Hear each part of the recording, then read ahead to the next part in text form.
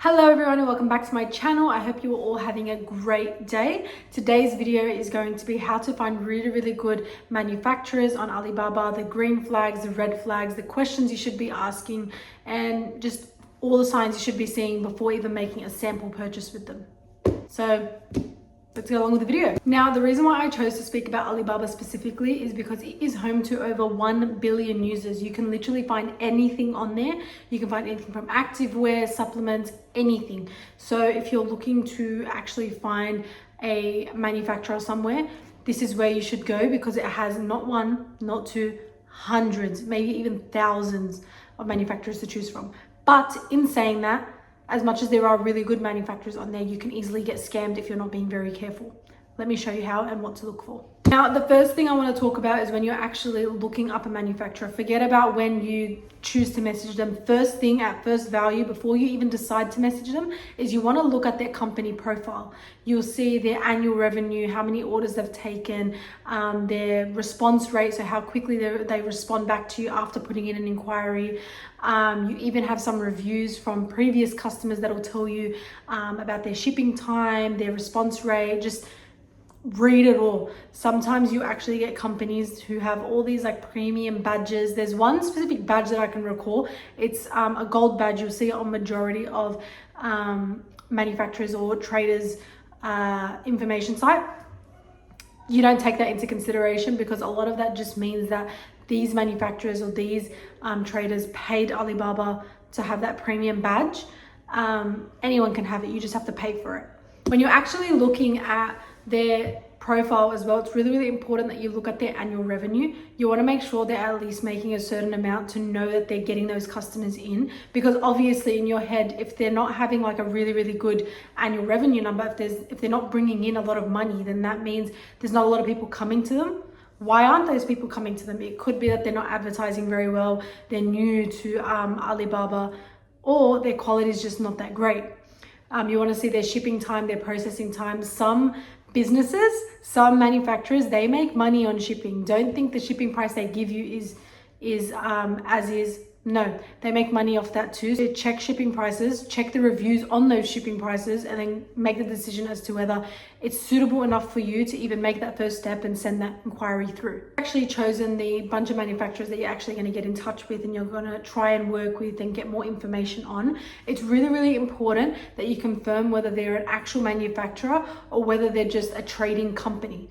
The reason why, there's nothing wrong with working with a trading company. However, there can be risks in comparison to working with someone who's actually a manufacturer. Manufacturers have fewer miscommunications, you get better response time, you get better prices because trading companies tend to mark up their prices. And you're dealing with the source. You're dealing with the source entirely. You're not worried about, you're not having any of those extra problems happening. Businesses like me who actually own who sell food in a sense, who sell anything to do with food, supplements, vitamins, gummies, anything. It's really important that you ask for the right certifications because some manufacturers and some trading companies in general on Alibaba will hesitate to send those to you. And if they hesitate, that's a complete red flag. That's immediately you stop the conversation, move on to the next manufacturer. Certifications you should be actually asking for, depending on the business or the niche that you're in. A certificate of analysis, ISO, GMP, food safety certifications, things like that. You should be asking, and manufacturers, if they're doing their business right, they should confidently give that to you. That's what I was saying when I first started the video. Communication is extremely important when you're dealing with partners or manufacturers from overseas. Obviously, you have to be very strategic and very smart with the regions that you work with, especially where you live, because you got to remember there's time zones. Some countries you actually can't work with because the time zones just make it impossible. And then you also have manufacturers on Alibaba who don't give really good responses and are very slow in their response time. Communication is extremely important. You need someone who's actually going to be consistent with their answers, consistent with their response time, because if they're not being consistent and if they're not being reliable with responses pre-production, then it's going to be a huge issue during production and post-production if there are any issues. I always ask for factory photos.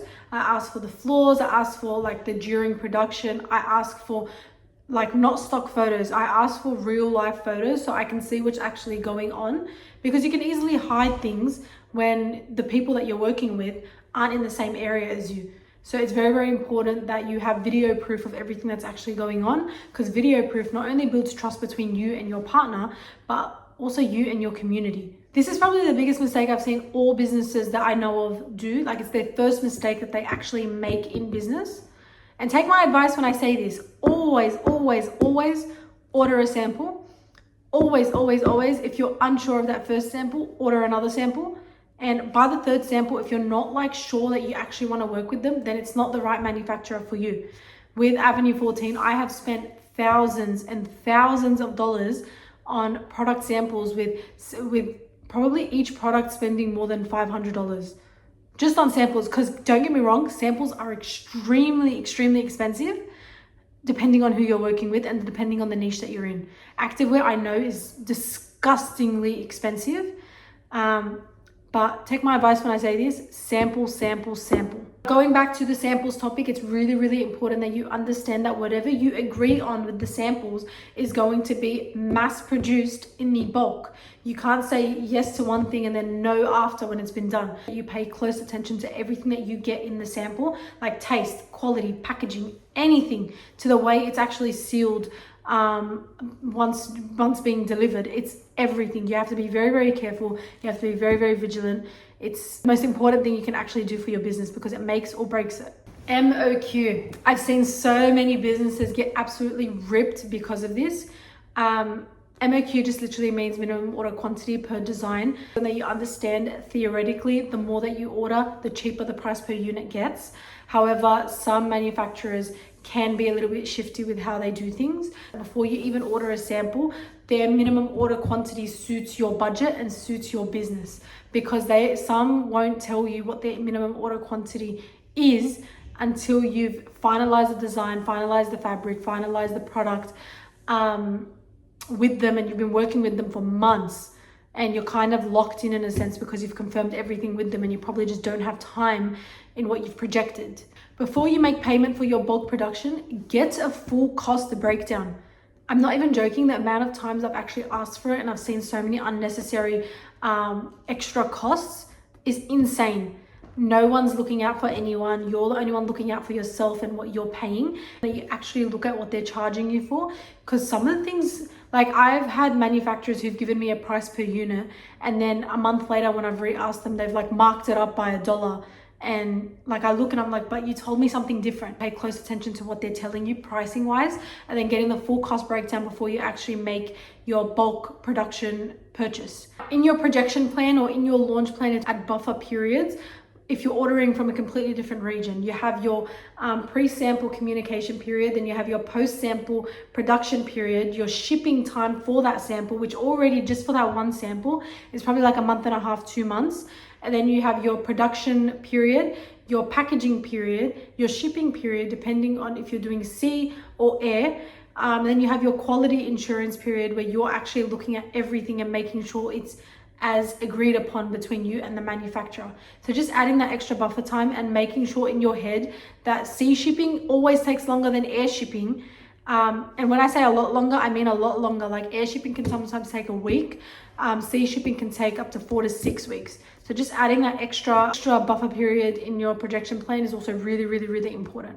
Now, all in all, what this video is trying to say, what I'm trying to say in general, is to just trust your instinct. If you have a manufacturer that's being very, very pushy with their sales, just wants you to purchase something, is being very defensive with their answers when you're asking the important questions, they're not the manufacturer for you. If you have someone in retrospect who is just being very, very transparent, very, very reliable, very consistent with their response time, then that's a really, really, really good sign. Obviously, I can talk about this for hours because I do it so often, but these are just the basic things I kind of go through when I'm dealing with someone on Alibaba. If you guys want to see more of this type of content, comment down below. But yeah, I hope you guys enjoyed this video. Bye.